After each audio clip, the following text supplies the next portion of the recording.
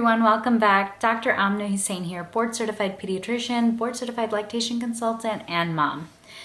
It's Black History Month, February, and today I wanted to talk about something incredibly important, and that's racism, and racism in terms of how do we teach our children about race without actually coming across as racist.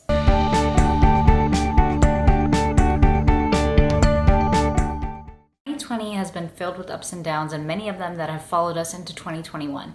One of those being racism. It's really prevalent, and it's not enough to just say, I'm not racist. We have to be anti-racist, and actively that starts at the level of the parent teaching the child. So what better way to talk about racism and how it can impact our children than talking about a very thoughtful and thought-provoking show like This Is Us. This Is Us is one of my favorite shows. It discusses some really important topics in really thought-provoking manners. So let's get started. Oh, I remember this trip. Your father took the twins and Randall out on the lake, remember? No, Mom, it's not the twins and Randall. It's the kids, or even just Kevin, Kate, and Randall, okay? You okay, honey? Yeah, I'm fine. I'm just tired. Well, it's not just tonight. I mean, since I've been here, you haven't seemed like yourself. Is everything okay? So just now, the way Rebecca's mom called out Randall as being separated from his other two siblings, that's an example of subtle racial bias. And racial bias is just like any behavior. Behaviors are easier to learn when we're younger. For example, imagine growing up in a bilingual household. It's a lot easier to learn that language than maybe perhaps taking Spanish or Chinese or French later on when you're in high school. So in the early learning period, when you're a child, if you see racial biases within your home, you're actually going to pick up on them much easier. Right with you and Jack? Yeah. Never better, actually. Then what's going on? Now, you don't call home much anymore. You stop coming to see us for the holidays. You don't seem very happy. I am happy. We're all very happy. Okay, I'm sorry. I'm your mother. I'm allowed to worry. Who would have thought that Randall would be the one to get into private school? I'm sorry. What does that mean? Stereotypes that Rebecca's mother has that, wow, Randall, the black child getting into private school, who would have thought? Those actually really do negatively, adversely affect Black children. Analyze negative stereotypes can actually erode someone's self-perception of themselves and their capacity. And then it causes you to actually begin to believe the worst about yourself because of your race. Let's talk about this. And I'm going to reference an AAP publication on racism and the impact on children's and adolescents' health. Chronic absenteeism is defined as missing at least 10% or more of the school days in a school year. Chronic absenteeism is a big predictor of educational achievement, and it disproportionately impacts children of color, children with disabilities, children living in poverty, and children with chronic diseases.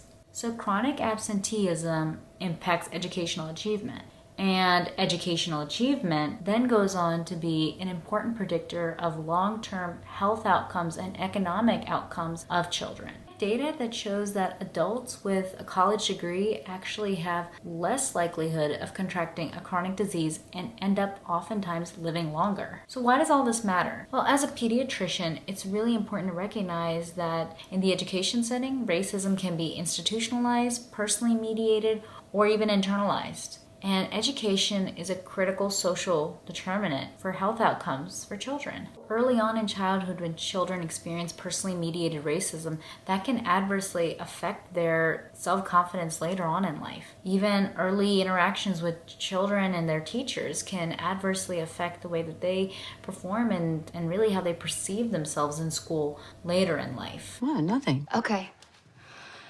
All right. You want to talk about this? Do you want to know why we don't come home for the holidays anymore?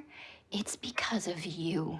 You constantly criticize my family. I am not a good enough cook. I don't clean well enough. You're gonna most certainly give Kate a complex about food. And Kevin is gonna think that his only value in life comes from how he looks. And all of that is fine. All of that I can sort of explain away to the kids. But Randall tries so hard to get you to like him. Basically, as a parent, you can always assume that children are listening. They pick up on subtle nuances. They'll pick up on the news, a video that you might be watching on your phone, on our behaviors. They do pick up on our actions. So what are we to do as parents? Well, my first very, very important tip is going to be talking to your child. And yes, these conversations can seem a little awkward. They might seem forced at first, but it's really important.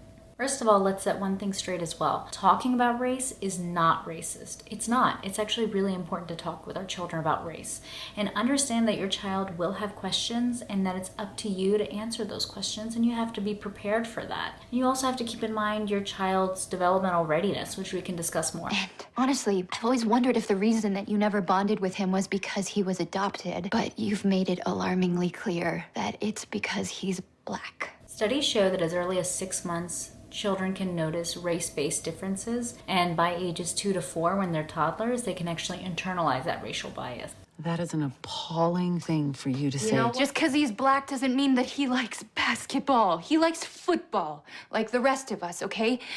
And you gotta stop constantly separating him from Kevin and Kate. They're all my kids, okay? I'm sorry. I call them the twins. That's what they are. Everything I've mentioned up to this point is with the assumption of basically being a non-BIPOC individual, but we have to realize that Black families have this conversation with all of their children, termed the talk. It's actually a conversation that they have with their children early on about what they can expect as being a Black member of society, how they might be treated, how they have to possibly overcome or live with that stereotype. And that's a very real point, that we have to really recognize our biases and our privilege that we didn't really have to have these discussions. Just please remember that racism is a socially transmitted disease. It's passed down, unfortunately, from generation to generation. When the snow is gone, I want you gone too. Because I will not expose Randall to any more of this crap. What are you talking about? You're a racist, Mom. You're a racist.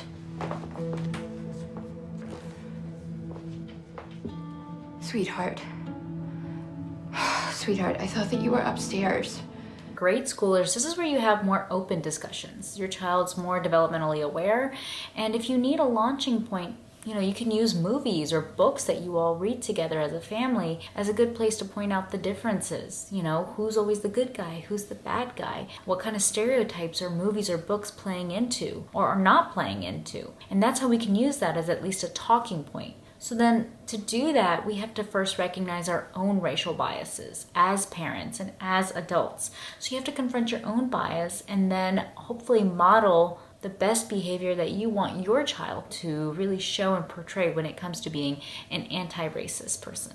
So you be a role model as well then. Encourage your child to have diverse circles of friends, and you should too as the parent. Encourage your child to be exposed to other races, other cultures, other ethnicities. Obviously right now there's a pandemic, but when hopefully we get through all this, travel with your children, travel to diverse countries, different regions, so that we can see other cultures and point out the differences in the cultures and do it in a positive way so that they're able to be exposed to these differences early on.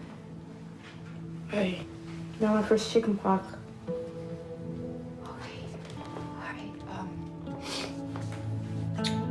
Let's take you back upstairs and I'll put some calamine lotion on, okay?